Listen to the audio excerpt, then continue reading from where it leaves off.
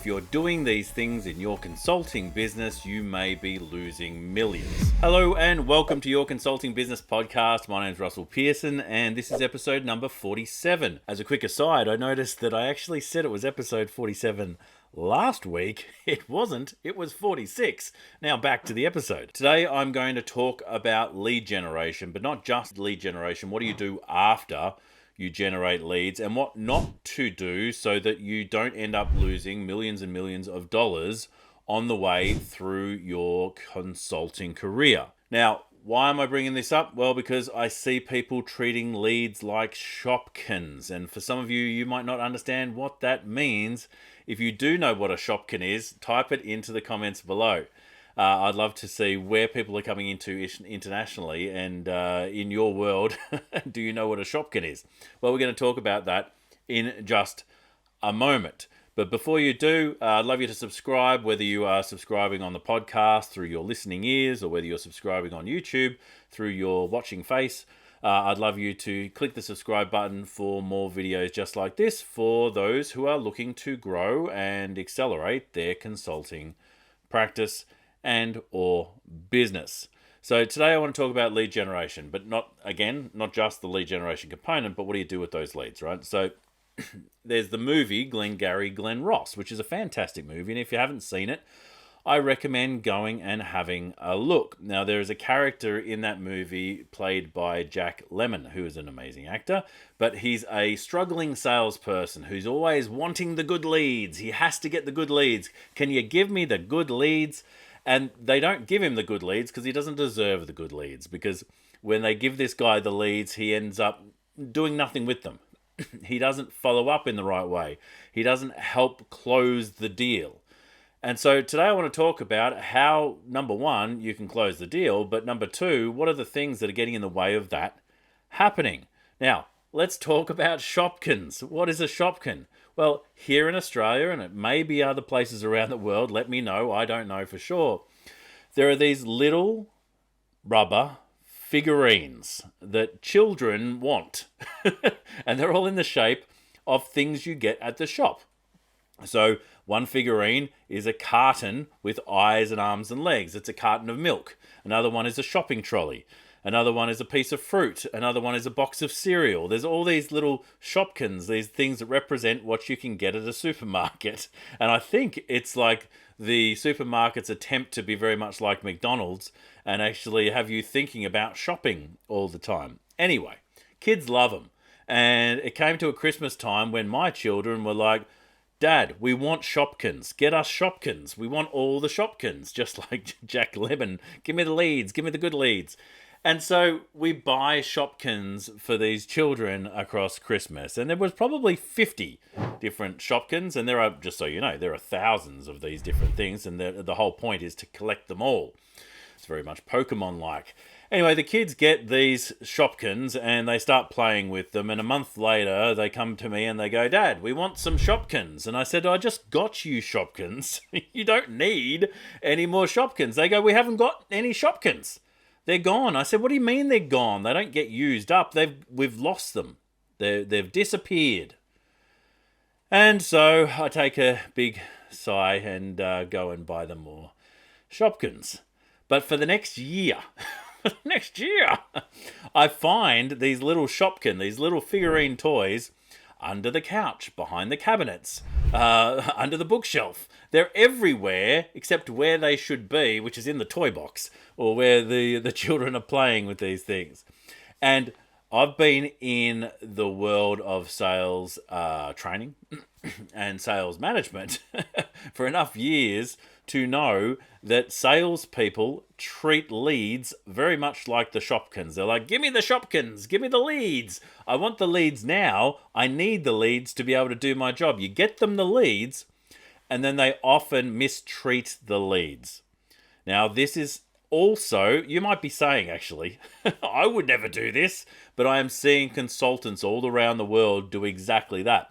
Now, the way they're mistreating leads is maybe something that could surprise you.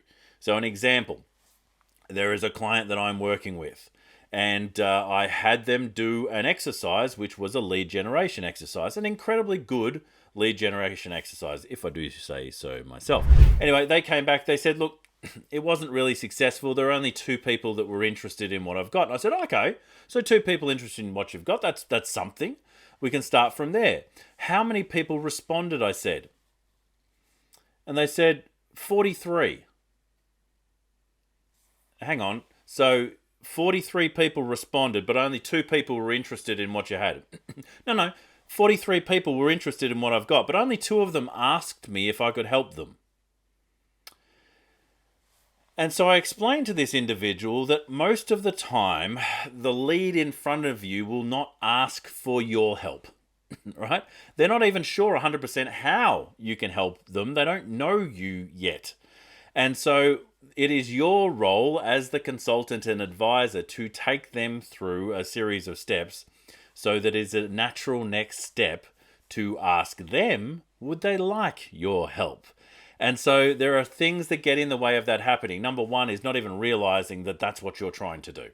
So you are trying to help people take steps into your world so they can realize that maybe they have some problems that you can help them with. A lot of the time people aren't even problem aware. Like their language shows that they've got the problem. The things that are going on in their world show you as the consultant that they have the problem, but they're not aware of the problem themselves. They're probably aware of some of the symptoms, but they're not aware of the problem. So what do you need to do as a consultant to manage these leads, to look after the Shopkins effectively? Well, you need to do a couple of things. Number 1 is you need to listen. You need to listen to what people are saying. So if you do a lead generation exercise, the fastest thing you want to do as a consultant is get into a point of sale for consulting. The point of sale for consulting is a conversation. You want to get a yes in a conversation as a consultant. So how do you do that? What's the fastest way to do it? Get off social media. I can't even speak. Social media. Get out of email. Have a conversation with people. Speak to them so that you can listen to what they've got to say. Speaking to people is not about talking at them, it's about listening. And so you listen to the words that are coming out of their face holes and you will hear things. Ideally, you will hear the symptoms. You will hear the symptoms of the problems that you fix. And in listening to those symptoms, ask questions. Have an understanding of what have you tried to fix that? Is that a problem for you? You're finding out a little bit more about it. They admit that it is a problem for them. Then it's a very simple next step, which to ask if they would like to talk about that topic. So let me give you an example. Someone's there in front of you. I'll pretend it's my business because I help people with their consulting businesses and to grow their business. They go, look, things are a little bit slow at the moment. That's a buying trigger for me. If someone says I'm a bit slow, not I'm a bit slow. They're usually super smart people, but their business is a bit slow. I'll go, oh, tell me more about that. They go, well, look, we had a lot of work and then some jobs dropped off and so we're actually looking for more work right now. Okay, so what are you doing to try and solve that? Well, we're not 100% sure what to do next. Oh, well, I work in that area and I've got a few ideas if you'd like to have a chat. How easy is that to do? I listened to what they said. I got curious to ask a few deeper questions, and it wasn't that difficult. And then I asked them if they'd like to have a conversation about it. Why don't I just talk at them now and just tell them how to solve it? Because I haven't got permission. They haven't identified that they want help, and we're not in that intentional conversation. We're currently just talking about what's going on in their day. If we want to have a good intentional conversation to talk about a challenge that they're suffering from, we want to move them to another position, which is why I ask, would they like to have a conversation about that sometime later in the week? All right? Take that step. It's a very important step. So we listen. We then ask if they would like to take that step. And then when we are there and we've collaborated with them about how we might want to solve that issue, all the different versions of what that looks like. This is the number one thing that has not just salespeople, but consultants lose opportunities. They will, one or two things happens. The prospect in front of them says, send me a proposal. And they go, yeah, sure, I will. Or even worse, the consultant says, I'll send you a proposal without the prospect asking for one. And there's nothing wrong with proposals, but this is what happens next. The consultant goes away from the conversation. They spend all these hours typing up the proposal, getting it just right, getting the words right, they think, in their own head.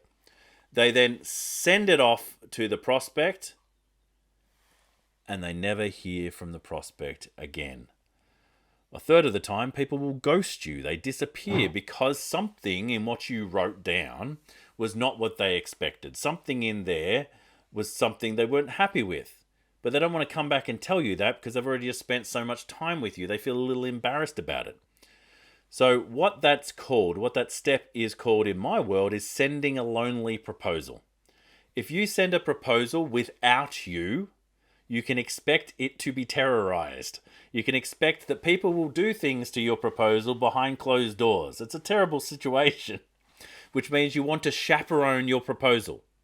All right? You want to take it with you and actually walk through it with the client there with them so you can get their response. There might be something in there they are not sure about. You can explain it more. There's something in there they don't like. You can change it. There's something they want to add, or something they want to add that they've heard about from somebody else. Is that something that you can negotiate and actually add and collaborate into the arrangement?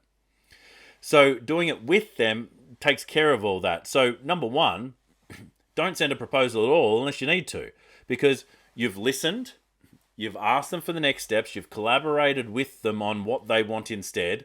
Instead of saying, I'll send you a proposal, or waiting for them to ask for one, say, would you like to do that work together? Yes, I would. Well, here's the next steps. We're going to need a deposit. We're going to send an agreement, just a light agreement for you to do it, and we're going to book in a time to get started. The majority of people who are in a buying position of power, in other words, they have the ability to say yes, are more than happy to go ahead with that. Now, those who are not in a position of power to say yes, those who are in a corporate organization where they need to walk it up through someone else, through legal, through procurement, what you'll find is that every organization is a little bit different. Everybody has their own set of rules. So we still want to get to the indicative yes. All right, so yes, do we agree to this? Fantastic. Would you like to go ahead with me? Yes, I would. So what's the next step from here? What does the organization need to do? Well, we're going to need, my boss is going to have to sign off on this.